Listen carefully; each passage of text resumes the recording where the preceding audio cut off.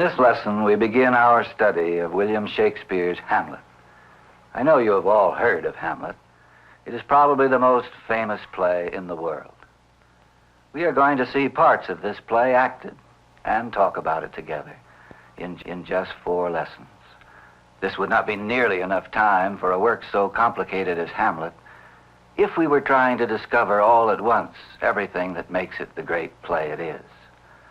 But that is not our purpose. Great plays, someone once said, are like people. If we want to know them well, we have to go back and see them very often. The first visit is just to get acquainted, and that is what we are going to do with Hamlet. Pay it a first visit. When we have finished talking about the play and seeing parts of it acted, there will probably still be many unanswered questions in your mind. But don't be concerned by that. If we have been able to get a glimpse of what Hamlet has to say to you and me today, if we've seen even a little why this play is just as alive now as on the day it was written, that will be enough. If we succeed in that, you'll find time for other visits later. Today, in this first lesson, I think we ought to begin by taking a quick look at the times when Hamlet was first being seen and talked about, the times of Queen Elizabeth I. Queen Elizabeth I came to the throne of England in 1558 and ruled until she died in her 70th year in 1603. She was vain, pleasure-loving, changeable as the weather, with a passion for money and expensive clothes. But she was a good queen in spite of all this, very shrewd, very determined, absolutely devoted to the welfare of her country. She took no husband because, she said, she was married to her people. Her people feared her, but they also adored her, and under her leadership were inspired to deeds of glory that laid the foundation of England's world influence for centuries to come. In her name, Sir Francis Drake sailed his ship, the Golden Hind, around the world. In her name, the English Navy, with its light, maneuverable ships, whipped the great war vessels of the invincible Armada of Spain. In her name, too, Sir Walter Raleigh launched the first English colony in North America.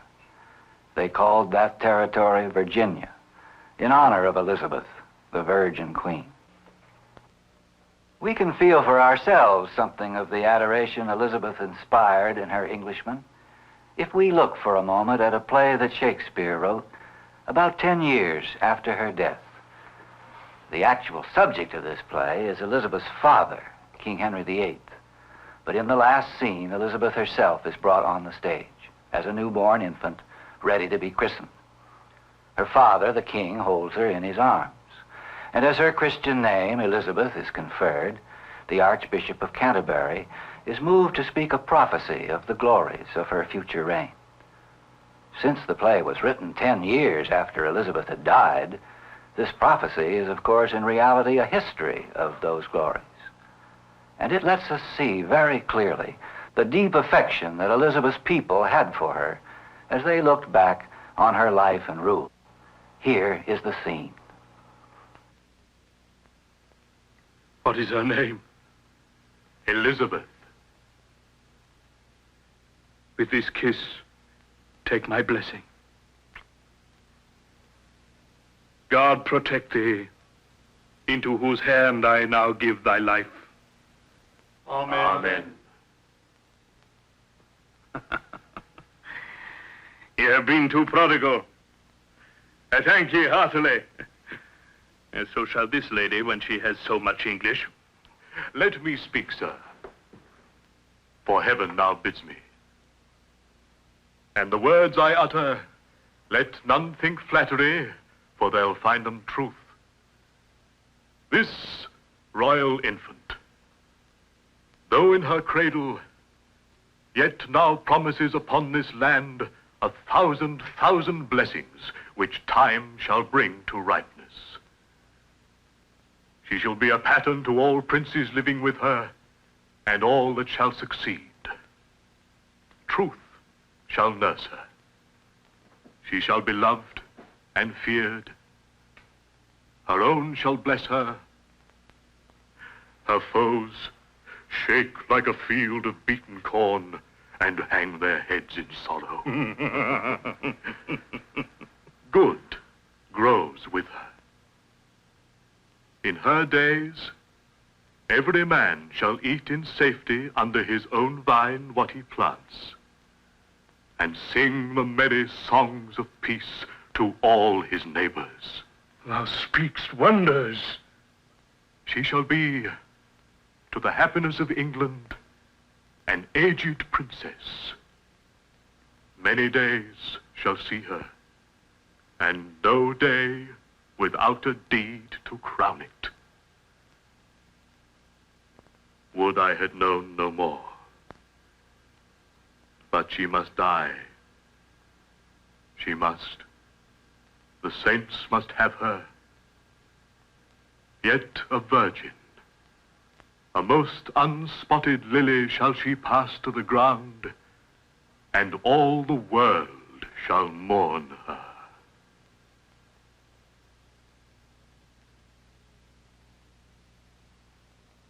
As we have just seen with our own eyes, Englishmen in the times of Queen Elizabeth knew they were lucky in their queen. But she was lucky in them, too. Her reign brought forth in England a remarkable succession of great men. Their daring, their appetite for life, their stubborn individualism still look at us out of their quiet eyes in the many portraits that have come down to us.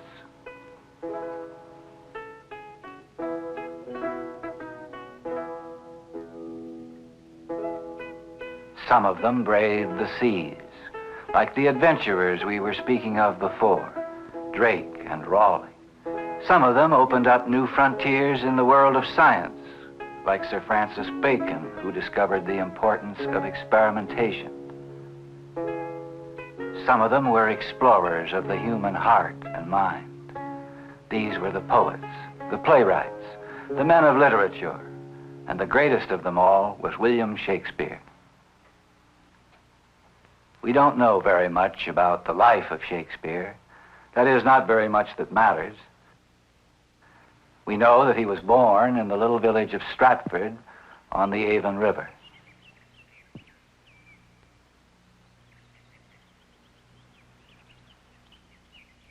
We know that he may have lived as a boy in this house. We know that he may have had his schooling here, in the Stratford Grammar School. We know that at the age of 18, he married a girl somewhat older than himself from a neighboring village, and that they had 3 children.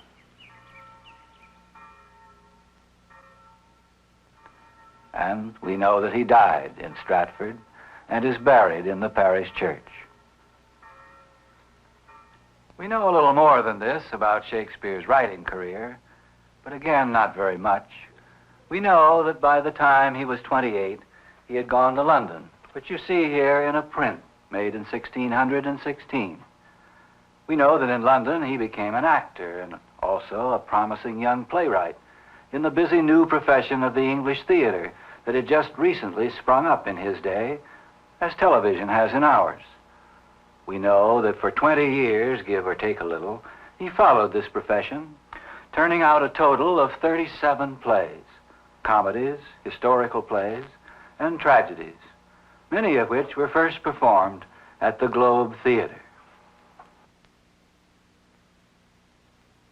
After his death, his plays were published together in a collection that we call today the First Folio. I have a copy of it here.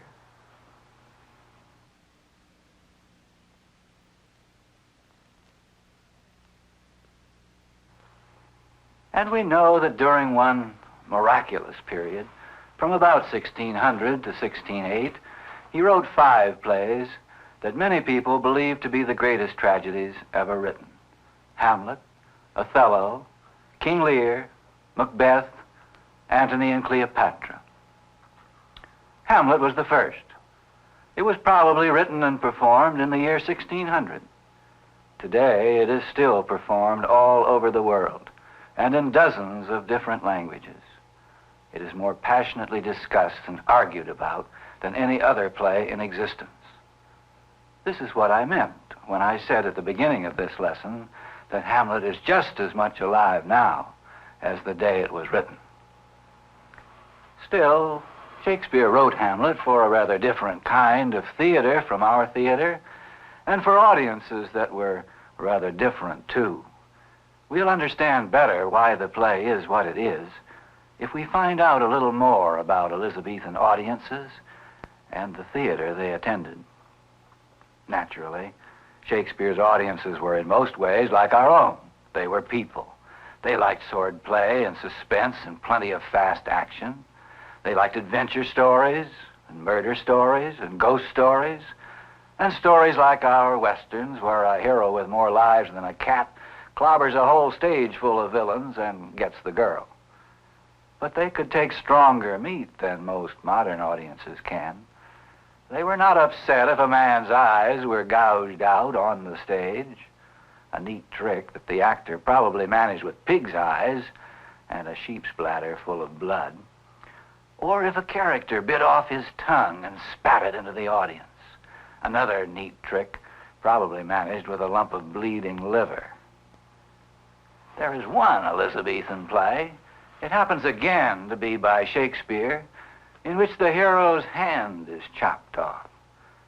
Let's look at a part of this scene for ourselves.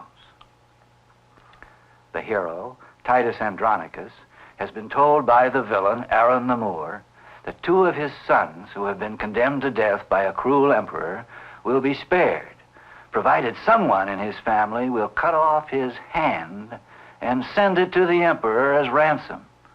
They all volunteer. Nay, come, agree whose hand shall go along, for fear they die before their pardon come. My hand shall go. By heaven, it shall not go. Sirs, strive no more. Such withered herbs as these are meet for plucking up. Therefore, mine. Sweet father, if I shall be thought thy son, let me redeem my brothers both from death. And for our father's sake and mother's care, now let me show a brother's love to thee. Agree between you. I will spare my hand. Then I'll go fetch an axe. But I will use the axe.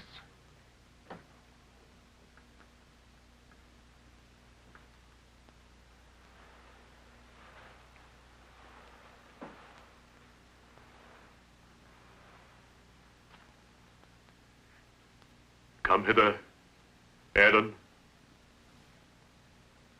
I'll deceive them both. Lend me thy hand,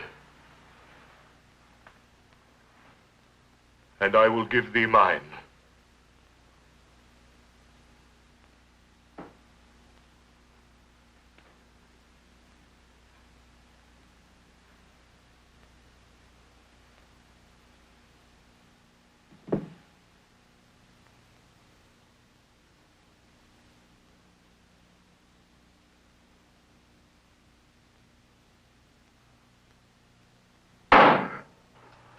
Elizabethan audiences, I am sure you will agree, had strong stomachs. The fact is, they were cruder in some ways than our audiences. Yet in other ways, they were more sensitive and more sophisticated. They loved words. They loved figures of speech, puns, vivid metaphors. Especially, they loved poetry, language with a powerful rhythm to it, the language of strong feeling. And since the theater is the home of strong feeling, they expected to hear poetry in the theater, and they did. They heard some of the most moving and complicated poetry ever written, and they came back for more. I want you to listen to a sample of it from Hamlet. In the lines we are about to hear, the young hero is thinking out loud about death. On the one hand, he longs for it, thinking of it as a sleep, and therefore a release from troubles.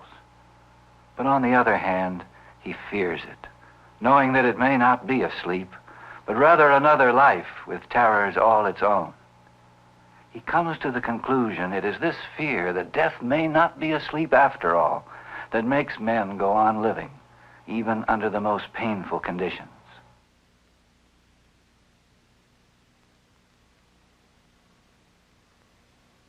To be or not to be, that is the question.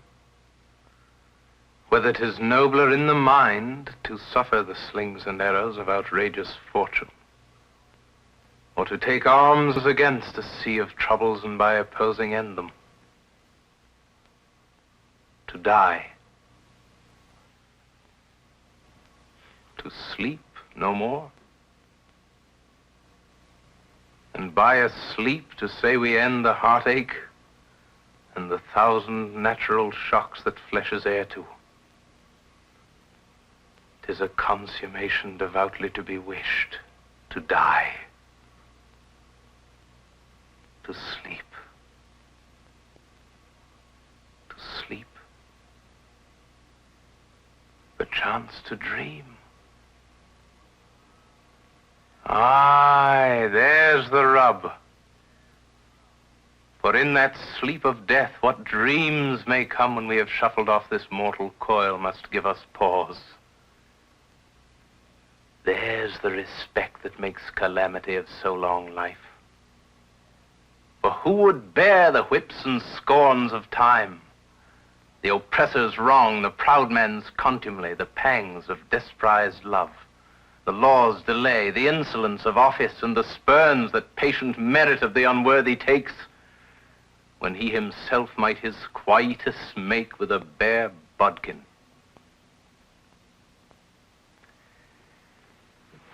Who would fardels bear to grunt and sweat under a weary life, but that the dread of something after death, the undiscovered country from whose bourne no traveler returns, puzzles the will and makes us rather bear those ills we have than fly to others that we know not of?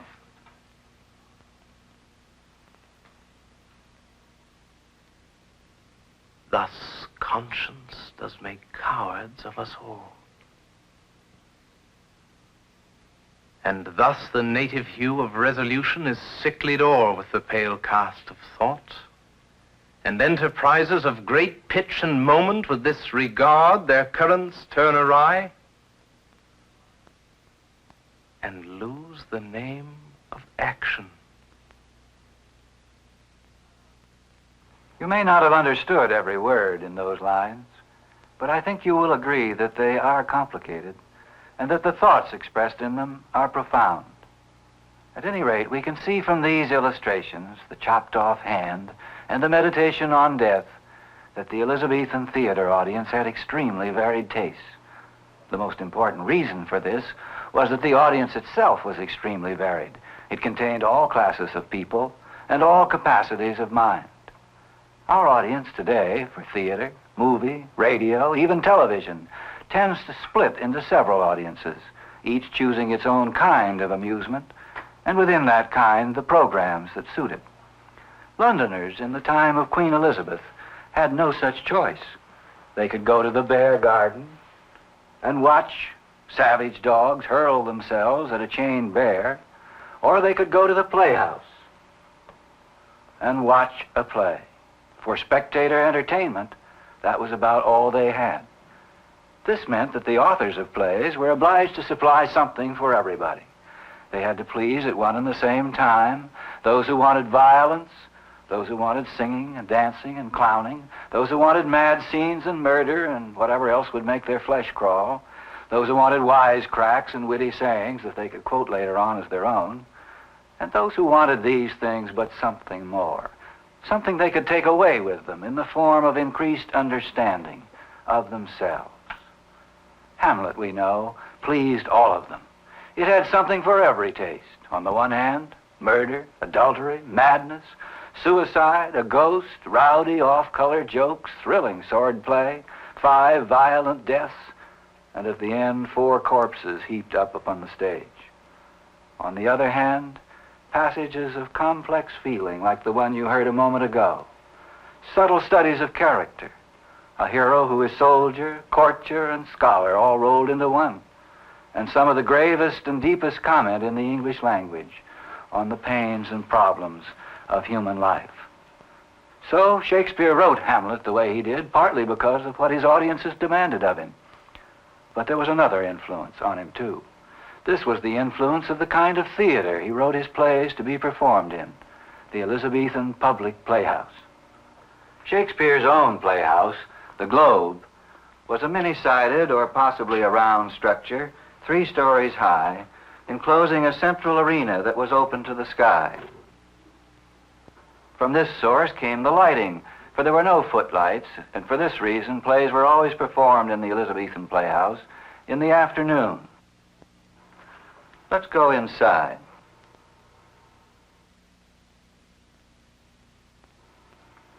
As we enter the playhouse, we are looking at a stage that is not separated from us by an arch and curtain, as in our theaters.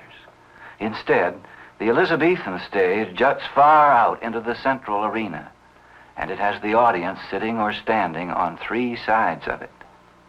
You can see at a glance how different Shakespeare's theater is in this respect from the one we are used to. The modern theater, with its arch and curtain, aims at creating the illusion that the audience is not really present, that the audience is an invisible group of persons looking in on an action of real life. And this illusion is strengthened by the fact that the audience sits in darkness, while the stage is ablaze with light. Shakespeare's theater is just the reverse of this. It stresses the presence of the audience and the audience's participation in the play. There they are, big as life, standing or sitting on 3 sides of the actors, always fully visible to each other in the broad daylight flooding down through the open roof.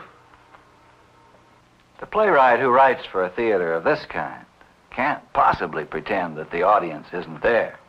Instead, he takes it into his confidence. He lets the people in the play make confessions directly to the audience, which nobody on the stage is supposed to hear. These are called asides. Moreover, he lets the hero talk directly to the audience about his inner thoughts, even though most men, when alone, do not speak their minds out loud. These are called soliloquies. You were listening to one of them, Hamlet's soliloquy about death, a few minutes ago. There was one other important feature of Shakespeare's stage, besides the fact that it was surrounded on 3 sides by the audience. Shakespeare's stage was bare. Objects might be brought in and placed on it during the play, a table, an altar, a throne, or whatever the action required. But it was bare of scenery. Furthermore, lighting effects were impossible, and theater programs did not exist to inform the audience who or where the actors were. These conditions, like the visible audience on 3 sides, naturally affected the play. They compelled the playwright to supply all the information the audience needed in the words of the play itself. After this, it was up to the audience's imagination to do the rest. We are now going to watch our actors do the first few lines of Hamlet and see how much a skillful playwright can stimulate our imagination by words alone.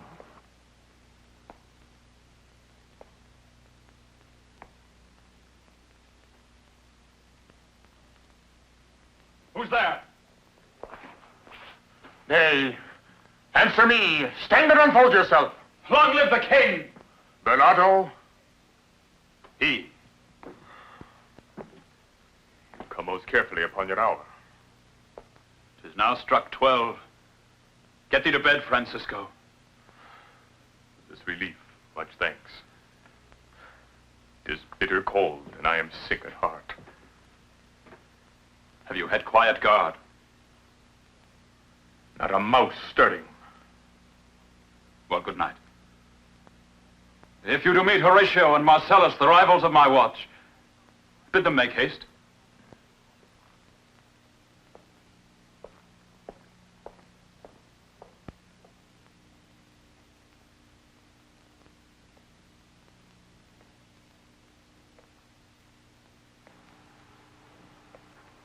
All this has taken only 13 lines and fewer than 75 words. We have learned the time, it is night.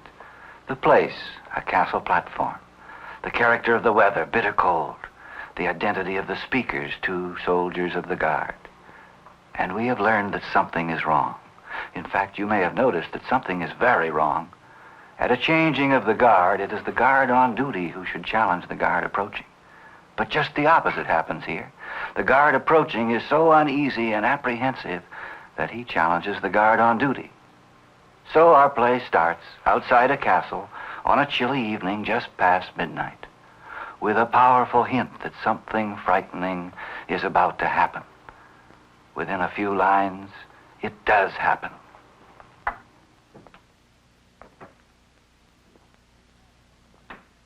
Who's there? Friends to this ground. And liegemen to the Dane.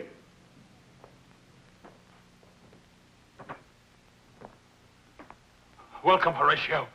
Welcome, good Marcellus. What, has this thing appeared again tonight? I have seen nothing. Horatio says 'tis but our fantasy, and will not let belief take hold of him, touching this dreaded sight twice seen of us. Therefore I have entreated him along with us to watch the minutes of this night, that if again this apparition come, he may approve our eyes and speak to it. Tush. 'Twill not appear. Sit down a while.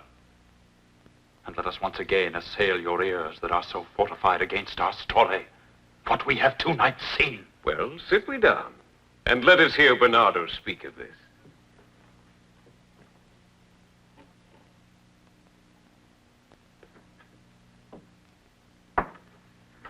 Last night of all, when yon same star that's westward from the pole had made his course to illume that part of heaven where now it burns, Marcellus and myself, the bell then beating one. Peace!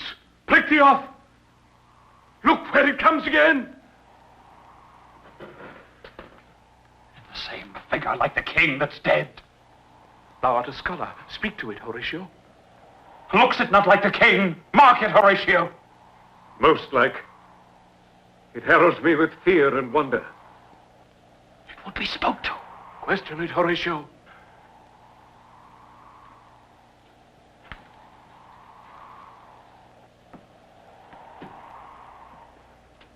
What art thou, that usurps this time of night, together with that fair and warlike form in which the majesty of buried Denmark did sometimes march? By heaven, I charge thee, speak! It is offended. See? It stalks away. Stay. Speak! Speak, I charge thee, speak!